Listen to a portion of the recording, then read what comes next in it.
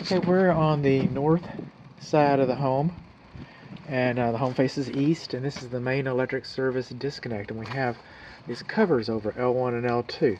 That's all that's required. So down here, this little protective safety cover, if you don't know that's hot, you don't belong in this cabinet, this box. I get that. It's your main principle right here. But the covers over L1 and L2 down here are not required yet. These have only been required for about a year or two. Alright, so it's only a matter of time when they start requiring more of them. It's been sealed on 3 sides. We're over here on the north side of the home. I will reinstall that in at least a few. Coming along here. How about that? Coming along here, we are the garage east interior wall. This is called a UFR. It's a metal rod that goes into the ground. It's where the home is bonded. Okay, it's bonded electrically there. And this is the main service panel, load center, if you will. We used to call it the main breaker box. Call it what you will. This is it. And our ground is labeled. Everything is nice. Now the only way to test these AFCIs, there isn't a tool that I'm aware of that's available to test them any other way.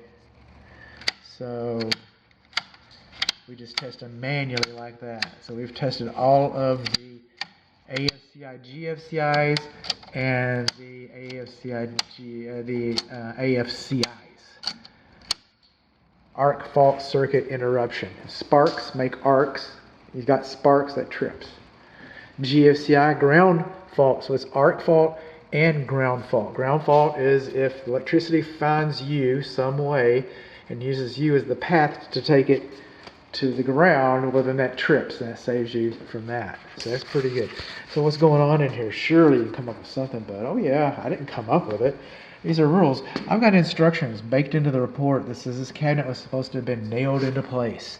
Nails have much more shear strength. You got 2 screws holding this cabinet in. Okay?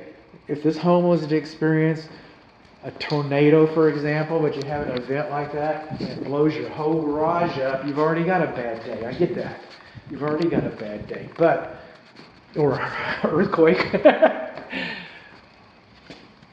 But if this would have been nailed into place rather than screwed into place, maybe it won't pop out of the wall. You know, it might be still attached to some lumber somewhere, but a first responder, a fireman or what, doesn't have to step over Sparky to come inside and you know, try and do some good in an emergency situation. I know, it's just screws. The bonding location, here it is labeled right here. It says UFER, U-F-E-R. All right? It's supposed to be labeled inside of the box. Yeah. All right. It's supposed to be labeled inside of the box. Now, and that can be handwritten, scribbled in any kind of way, you know, if it's important to you.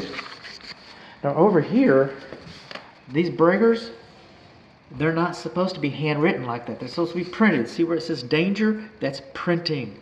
See where it says warning? That's printing. See where all this? I can't read that. I can't read that. I didn't make that up either. I didn't wake up this morning and say, you know what, I'm tired of looking at all that handwriting. I think I'm just going to get everybody's nerves.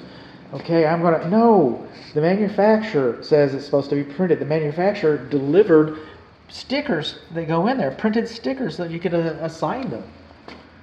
The code, International Residential Code, says it's supposed to be printed. Everybody says it's supposed to be printed. And it's handwritten. It's handwritten. Does that stop the way anything works? No. Is it right? No. Is this a new home? Yes. Do you want your new home done right? That's a question.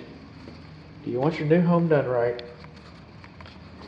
All right. Now, reading this, I can't read it all. I really can't. But I can read dryer.